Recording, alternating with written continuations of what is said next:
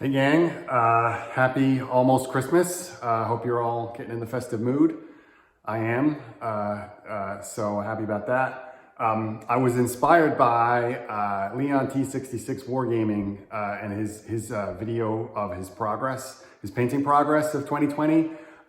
So I thought I'd make a video like that too.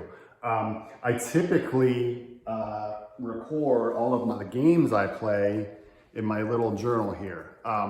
With a goal of 52 games a year. That's a game a week, which is, I sometimes hit it, and usually they can be quite small games, but still, it's a goal. This year that was completely out the window. So we'll try that again next year, hopefully. But yeah, let's take a look at the painting progress. I've probably done more than I normally would. So let's go through what I did. So one project that bled over from 2019 was my Wars of the Roses project. Here you can see my Lancastrians. We'll go over them. I did get the Yorkists finished right before the holiday. You can see King Richard there. And let's see, I love painting the standard. That was a really fun project. Thomas Stanley, I got him there, and his counterpart, the Earl of Warwick, here. But technically, again, these kind of bled over from last year. But this year I did get this set done. So you can see the foot knights there, billmen here, lots of longbows. Who's this? Is this Henry Tudor? I remember that's Edmund Beaufort, and then Elizabeth of York here. These are all Essex miniatures. I picked them up at one of the Northeast Wargaming conventions. I can't remember, I think it was Cold Wars. And yeah, really enjoyed building these. I think I mentioned in my previous video, I used them for sword and spear, which I love that system. I'm gonna definitely wanna get that on the table sooner than later. But yep, that was project number one completed. On to the next. For bolt action, I finished my core units of British regulars. So you can see 2 units there. I did the command team. I think he's probably an early war commander on the left there, but I like the model. The medic, the artillery observer. Then at the back, you can see the Piet. I think there's a couple of other components in there. And then I did these 2 Cromwells as well. So, yep, that was a pretty quick project, filling out the rest of my Brits somewhat. I remember I painted a bunch of terrain that went with these, like a train station and things like that.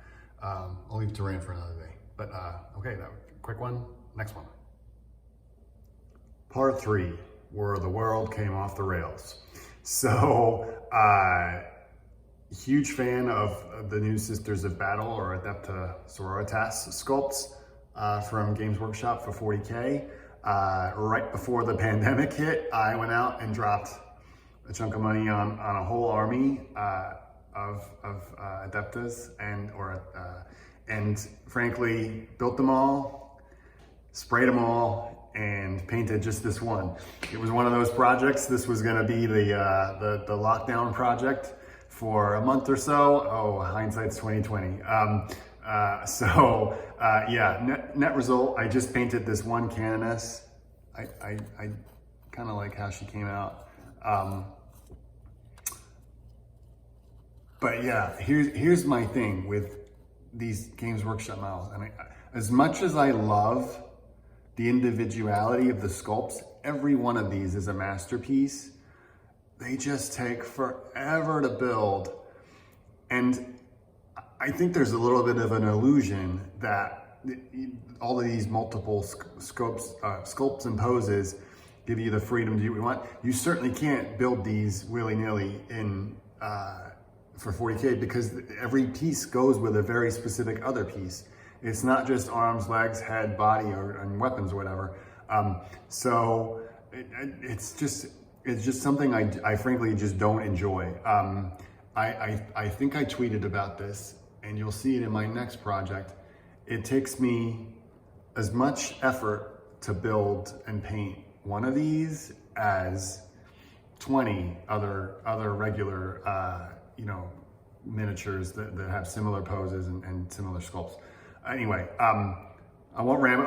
This is a lot of a ramble for just looking at one mini, so I'll move on to the next and continue my thought. So like I said, I got this unit of Portuguese for my Napoleonic forces, built, painted, based, flags, the whole nine, in the same time that it took me to really kind of put together just one unit and just build them, never mind paint them, unit of 40K minis. Anyway, it is what it is.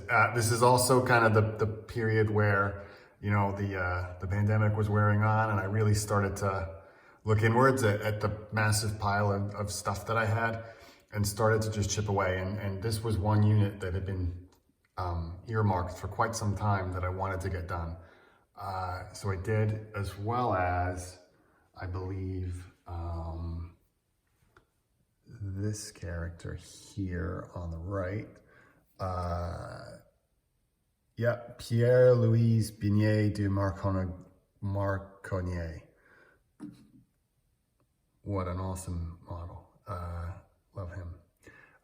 So yeah, got that done. And now have, chipped away at the backlog of Napoleonic stuff. Okay, next. Real quick one here, because I know I'll be coming back to this in another video. Got this blob of Soviet infantry completed for Team Yankee. I intentionally painted the red lapels, or I can't remember what those are called, the shoulder boards, even though I'm likely going to be mounting them all in these Hinds, and I've got plenty more Hinds to build and more on the way. But yeah, this was another one of those, like, it's been sitting on the shelf, get it done. And they're that funny material that Battlefront uses that's like not resin, not plastic, but or it's both. Yeah, they were pretty quick to put together. So, right, next. Okay, this one's a little bit of a hodgepodge, but it's essentially my half of this German armor. So the Ferdinands here, the Tigers, and I think half of these Panzers were all part of a project, as well as, where are you guys? Over here, pretty much all of these gray looking bases, which are a range of infantry guns, I think, very light artillery, and some mortars here, all based for my Stalingrad mid-war games. Okay, yeah. I think I've got some more mortars that I put attached to these, but they're good for now, enough to play with. And then we have probably the biggest project that I completed for the year, which was my Celts. I know I've made a separate video of these and you've seen them in a battle report, but I'm so thrilled that I finally got these painted. This is the highlight of my hobby year. And I did add a few additions to the Romans, those characters, the archers, and the Scorpio, but the big deal is the Celts. So yeah, I think I mentioned in the previous video, I got these minis, the core blocks of troops, at Brookhurst Hobbies out in California, in Garden Grove. And I bought them at a time, I think Warlord were changing the contents of the box from like 30 miniatures to 40 miniatures. And consequently, these were reduced to like a quarter of the price. So I picked up all these boxes, and I'll be honest, I've got two more still sitting there waiting to be painted. But they were steel, but they were just such a bear to get done, because you just needed I needed so many. But I did add, once I really got going, things started to go fast. So I picked up these chariots as well, and this Victrix unit of fanatics. They were a lot of fun to put together. Obviously, you know, a little over the top with the blood there. But that was that special paint that Blood for the Blood God or whatever it's called, the Games Workshop makes. It's a little excessive. And then my mini of the year. Ooh, now I think maybe I've said that twice, but I do love that Vercingetorix mini. I had to have him, and yeah. So that's everything that I've got finished. One last project I'll show. Okay, on the painting bench, I've got this starter set of British for Team Yankee, for Battlefront's Team Yankee. So I sprayed them. I used the hobby tack, the blue tack, to mask a little, and then sprayed them again. I'm in the process of peeling it all off. You can still see a little bit of the white. But I've never tried this technique before. I quite like it.